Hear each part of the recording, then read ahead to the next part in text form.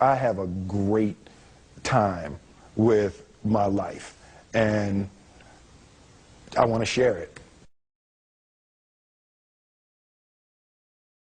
I love living.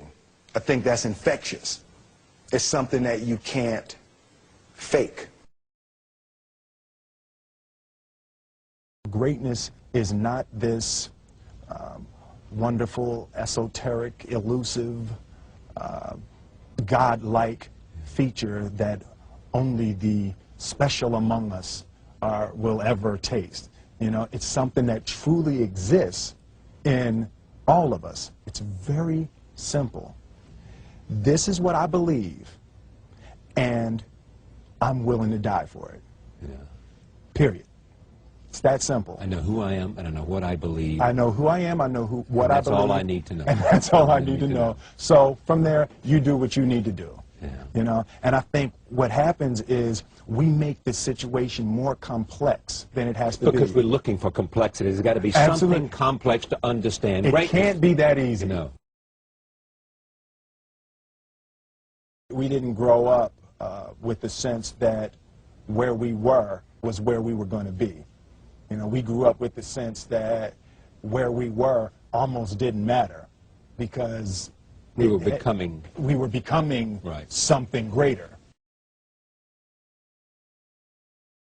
The separation of talent and skill is one of the greatest misunderstood concepts for people who are trying to excel, who have dreams, that want to do things. Talent you have naturally. Skill is only developed by hours and hours and hours of beating on your craft. I've never really viewed myself as particularly talented. Where I excel is ridiculous, sickening work ethic. You know, while the other guy's sleeping, I'm working. While the other guy's eating, I'm working. There's no easy way around it. No matter how talented you are, your talent is going to fail you if you're not skilled. You know, if you don't study, if you don't work really hard and dedicate yourself to being better every single day, you'll never be able to communicate with people, with your artistry, the way that you want. So the only thing that I see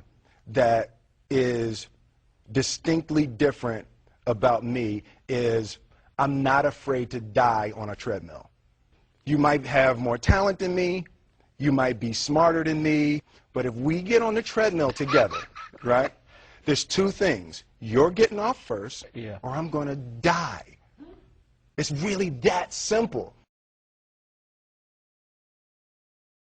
One summer, his dad tore down a brick wall on the front of his business and told 12-year-old Will and his 9-year-old brother to rebuild it, a job they said was impossible. It took them a year and a half, but they did it. And he said, now don't you ever tell me it's something that you can't do. You don't try to build a wall.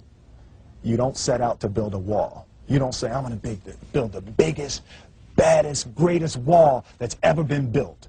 You don't start there. You say, I'm going to lay this brick as perfectly as a brick can be laid.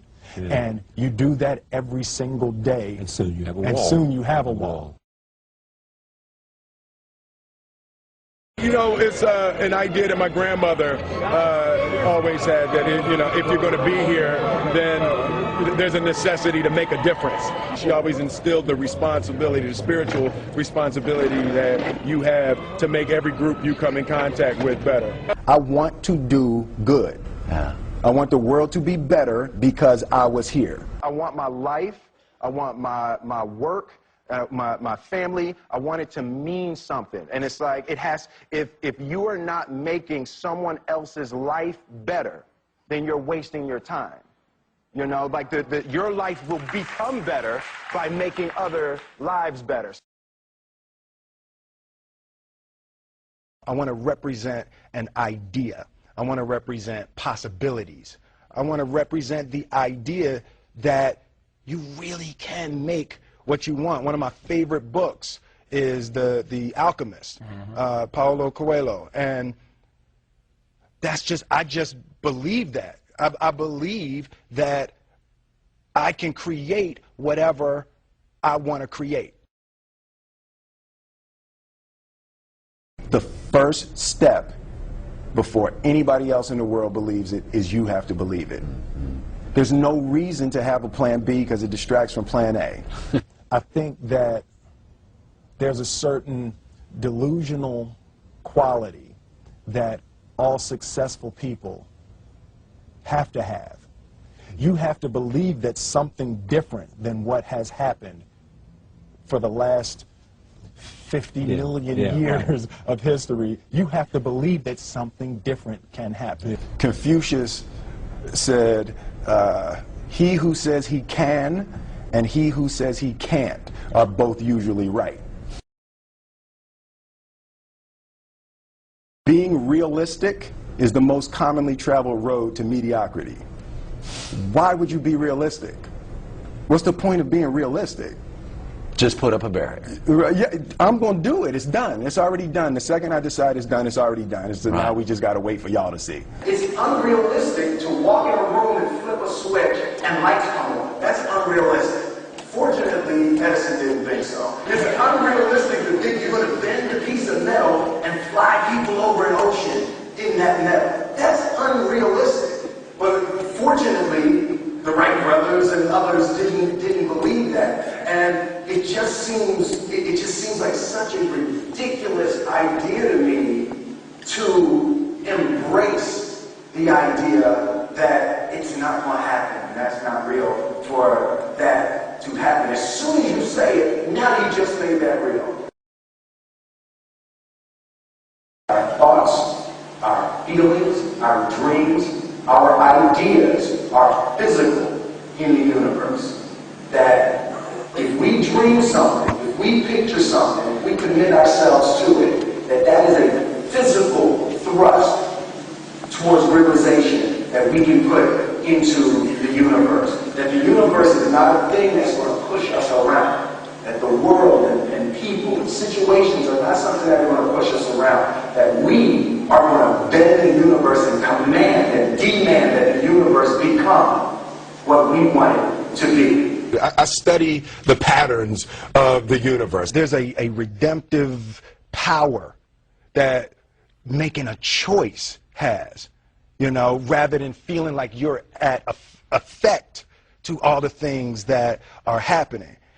Make a choice, right? You just decide what it's going to be, who you're going to be, how you're going to do it. Just decide. And then from that point, the universe is going to get out your way. It's like it's water. It wants to move and go around stuff, you know. You know, there's a flow of the universe that I've grown to know just how to go with it. I realize that to have the level of success that I want to have, it's difficult to spread it out and do multiple things. It takes such a desperate, obsessive focus. You really got to focus with all of your fiber and all of your heart and all of your creativity. I'm motivated by fear. Fear. You know? Fear of what? Fear of fear. I hate being scared to do something. And I think what developed in my early days was the attitude that I started attacking things that I was scared of. It was Franklin Roosevelt said the only fear you have to fear is fear itself. Absolutely. Remember that? Absolutely. Yeah. You can't be scared to die for the truth. The truth is the only thing that's ever going to be constant. Don't ever let somebody tell you you can't do something. Not even me. All right? You got a dream, you got to protect it. People can't do something themselves. They want to tell you you can't do it.